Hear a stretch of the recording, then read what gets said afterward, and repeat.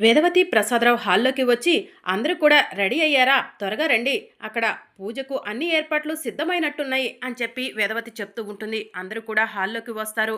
అప్పుడు పెద్దిరాజు కూడా హాల్లోకి వస్తాడు. కృష్ణబాబుని చూసిన పెద్దిరాజు, అసలే కరువు వచ్చినట్టు మన ఇంట్లో ఉంటే కృష్ణ మాత్రం రోజుకో కొత్త షర్టు వేస్తున్నాడు అని చెప్పి పెద్దిరాజు అంటూ ఉంటాడు. నువ్వు కూడా నాకులాగా దొంగతనాలు చెయ్యి, నువ్వు కూడా రోజు కొత్త షర్టు వేసుకోవచ్చు అని చెప్పి కృష్ణబాబు మనసులో అనుకుంటాడు. బావా, నోరు మూసుకొని నీ పని నువ్వు చూసుకోవచ్చు కదా, నా విషయంలో ఎందుకు ప్రతిసారి ఇన్వాల్వ్ అవుతూ ఉంటావు అని చెప్పి కృష్ణబాబు పెద్దిరాజుని అంటూ ఉంటాడు. అవునత్తయ్య గారు, మీరు కరెక్ట్గానే ఉన్నారా, కరెక్ట్ దావలోనే వెళ్తున్నారా అని చెప్పి పెద్దిరాజు అడుగుతూ ఉంటాడు. పెద్దిరాజు, ఏంటి ఆ మాటలు అని చెప్పి వేదవతి అడుగుతూ ఉంటుంది. ఏం లేదు అత్తయ్య గారు, మీరు నిహారిక దోవలో వెళ్తున్నారు కదా, నిహారిక చెప్పినట్టు వింటున్నారు కదా, ఎక్కడైనా తప్పటడుగు వేసి బోర్లా పడతారేమోనని అడుగుతున్నాను అని చెప్పి పెద్దిరాజు అడుగుతూ ఉంటాడు. మీరు ఎవరు కూడా కంగారు పడాల్సిన అవసరం లేదు. ఈరోజు జాతర దగ్గరకు జగన్మోహిని అమ్మవారు వస్తుంది. నాలాంటి జాతకం కలిగిన వాళ్ళను కనిపెడుతుంది. ఖచ్చితంగా నాలాంటి జాతకం కలిగిన వారితో అమ్మవారు ఈ ఇంటికి రాబోతుంది అని చెప్పి వేదవతి కుటుంబ సభ్యులందరికీ చెప్తూ ఉంటుంది. అత్తయ్య, ఇక మనం బయలుదేరదామా, ఇక్కడే ఉంటే కనుక పెద్దిరాజు గారు దీంట్లోవి దాంట్లో, దాంట్లోవి దీంట్లో వేస్తూ ఉంటాడు అని చెప్పి నిహారిక అంటుంది. ఏంటమ్మావి అని చెప్పి పెద్దిరాజు అడుగుతూ ఉంటాడు. మాటలు ఇంకేముంటాయి అని చెప్పి శౌర్య అంటుంది. అమ్మ బిడ్డ ఇద్దరు చాలా క్లారిటీగా ఒకే దోవలో పోతున్నట్టున్నారు అని చెప్పి పెద్దిరాజు అడుగుతూ ఉంటాడు. పూజకు సమయం అయిందంటే ఒకరి మీద ఒకరు ఎప్పుడు కూడా చాటీలు చెప్పుకుంటూనే ఉంటారా అని చెప్పి వేదవతి అంటుంది. వేద, ఇక్కడ ఉంటే కనుక అదే జరుగుతుంది, బయలుదేరదామా అని చెప్పి ప్రసాదరావు అంటాడు. సరే అండి అని చెప్పి వేదవతి అంటుంది. ఒక్క నిమిషం ఆగండి, అర్చన ఎక్కడా అని చెప్పి వేదవతి అడుగుతూ ఉంటుంది. రూమ్లోనే ఉన్నట్టుందమ్మా అని చెప్పి శ్రీకర్ చెప్తూ ఉంటాడు.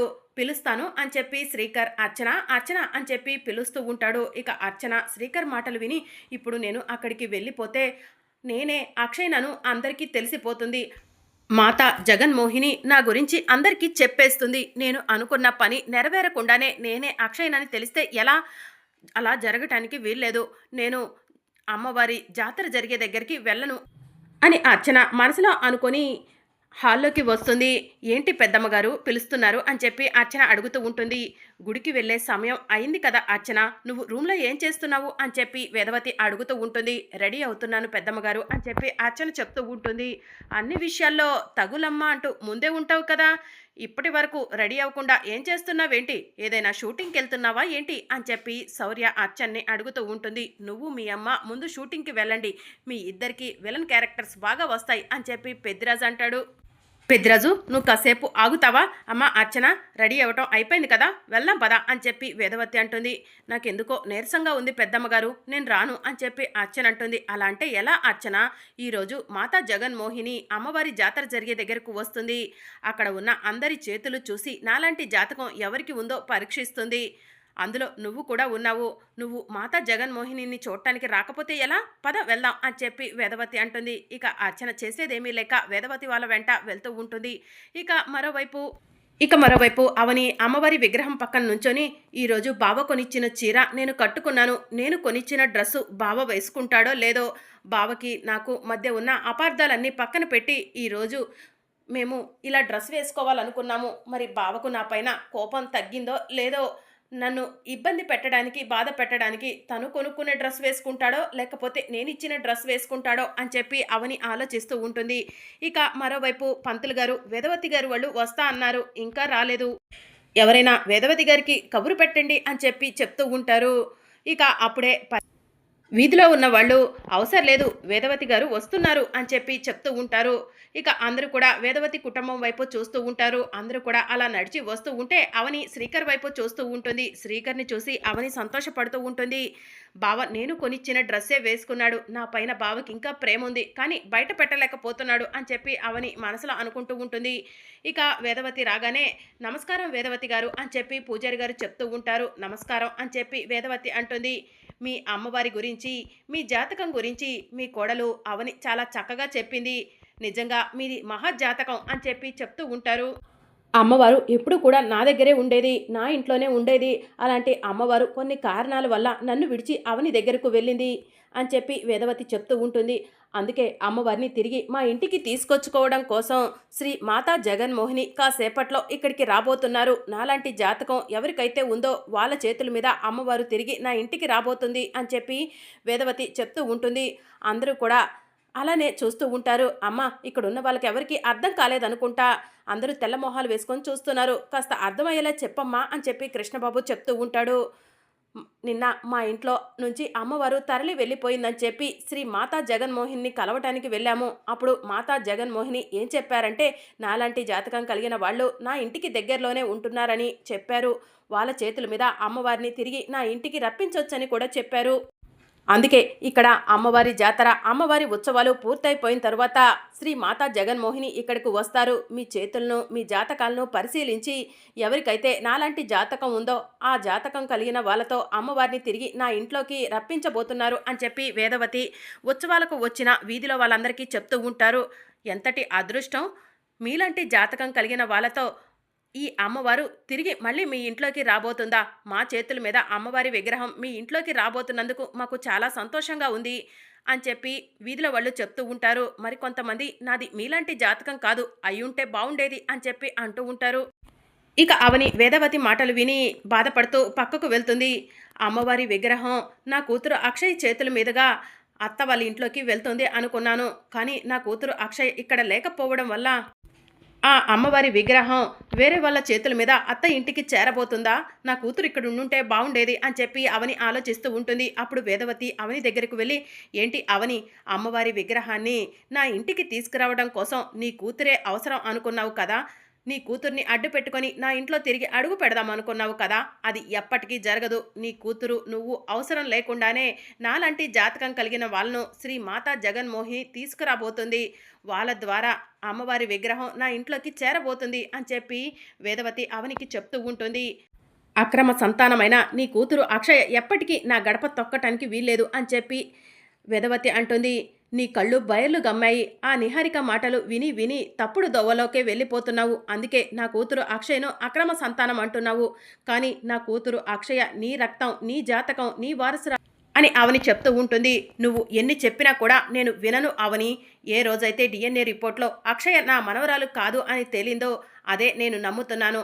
అక్షయ నా మనవరాలు కాదు. కాసేపట్లో జగన్మోహిని మాత ద్వారా నా ఇంట్లోకి అమ్మవారు రాబోతుంది.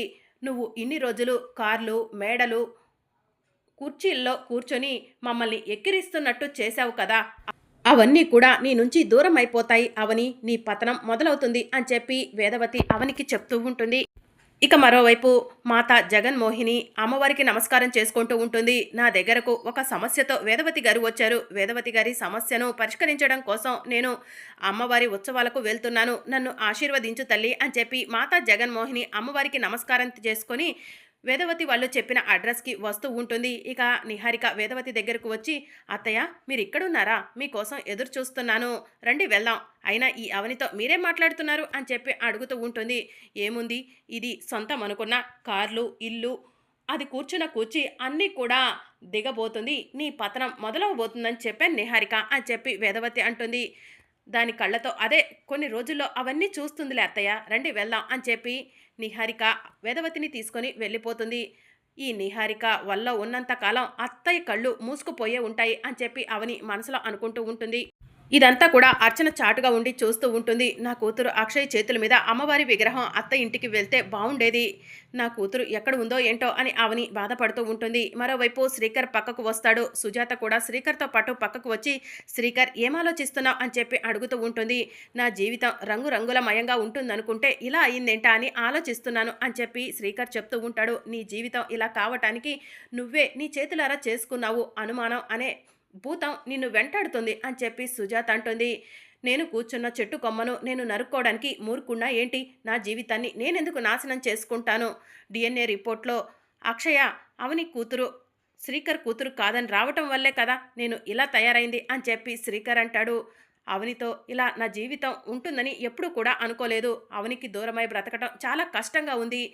ఎవరైనా బాధను బయటికి చెప్పుకుంటే బాధంతా పోతుంది అంటారు. కానీ బాధను బయటికి చెప్తే ఎవరు చులకనగా చూస్తారోనని ఎక్కువ ఆలోచన అయిపోయింది అని చెప్పి శ్రీకర్ అంటాడు. శ్రీకర్, నిన్నొకటి అడుగుతాను. నీకు డిఎన్ఏ రిపోర్ట్‌లో అక్షయ్ నీ కూతురు కాదని తెలియటం వల్లే నీకు అవనిపై కోపం ఉంది కదా! అదే డిఎన్ఏ రిపోర్ట్‌లో అక్షయ నీ కూతురని తెలిస్తే ఏం చేస్తావు అని చెప్పి సుజాత అడుగుతూ ఉంటుంది. అవని కాళ్ళు పట్టుకొని క్షమాపణ అడుగుతాను. అవనిని నెత్తిన పెట్టుకొని నా ఇంటికి తీసుకెళ్తాను. ఏం చేయటానికైనా వెనకాడను.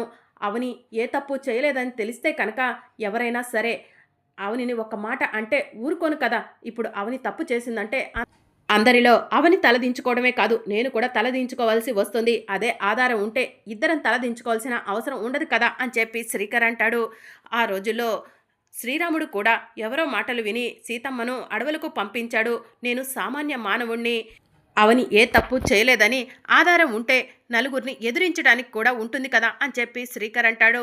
అయితే అవనిని నెత్తిన పెట్టుకొని తీసుకెళ్లటానికి రెడీగా ఉండు శ్రీకర్. కాసేపట్లో అమ్మవారు మీ జీవితాల్లో మార్పు తీసుకురాబోతుంది అని చెప్పి సుజాత అంటుంది. ఇక శ్రీకర్ అక్కడి నుంచి వెళ్ళిపోతాడు. అవని సుజాత దగ్గరకు వస్తుంది. అవని, శ్రీకర్ ఏమన్నాడంటే అని చెప్పి సుజాత అంటూ ఉంటే అన్ని విషయాలు విన్నానక్క అని చెప్పి అవని అంటుంది. ఇంతటితో ఈరోజు ఎపిసోడ్ కంప్లీట్ అయిపోయింది. రేపటి ఎపిసోడ్లో డాక్టర్ ఉత్సవాలు జరిగే దగ్గరకు వస్తుంది. సుజాత డాక్టర్ని చూపించి ఈవిడే అవని శ్రీకర్ అక్షయలకు డిఎన్ఏ టెస్ట్ చేపించింది. ఆ రోజు సత్య బలవంతం చేయడం వల్ల డిఎన్ఏ రిపోర్ట్ని మార్చింది. ఆ డిఎన్ఏ రిపోర్ట్ అబద్ధమని తన మాటల్లోనే మీరు వినండి అని చెప్పి సుజాత వేదవతి వాళ్ళకు చెప్తూ ఉంటుంది. ఇక వేదవతి వాళ్ళంతా షాకింగ్గా డాక్టర్ వైపు చూస్తూ ఉంటారు. ఆ రోజు నేను ఏ డిఎన్ఏ రిపోర్ట్ అయితే ఇచ్చానో ఆ డిఎన్ఏ రిపోర్ట్ కరెక్ట్ అని చెప్పి డాక్టర్ చెప్తూ ఉంటుంది. ఆ మాట వినగానే అవని సుజాత షాకింగ్గా అలానే చూస్తూ ఉంటారు. అత్త, ఈ డాక్టర్ అబద్ధం చెప్తుంది. ఇదంతా అబద్ధం. ఈ డాక్టర్ ఇందాకలా వేరేలా చెప్పింది అని చెప్పి సుజాత చెప్తూ ఉంటుంది. ఆ మాటలకు వేదవతి కోపంగా సుజాత చంపపై లాగిపెట్టి ఒక్కటిస్తుంది. ఇక సుజాత త్రిశూలం తీసుకొని వేదవతి పొట్టలో పడవబోతూ ఉండగా శ్రీకర్ వచ్చి అడ్డుగా నుంచుంటాడు. మరి అప్కమింగ్ ఎపిసోడ్లో ఏం జరగబోతుందో తెలుసుకోవాలి.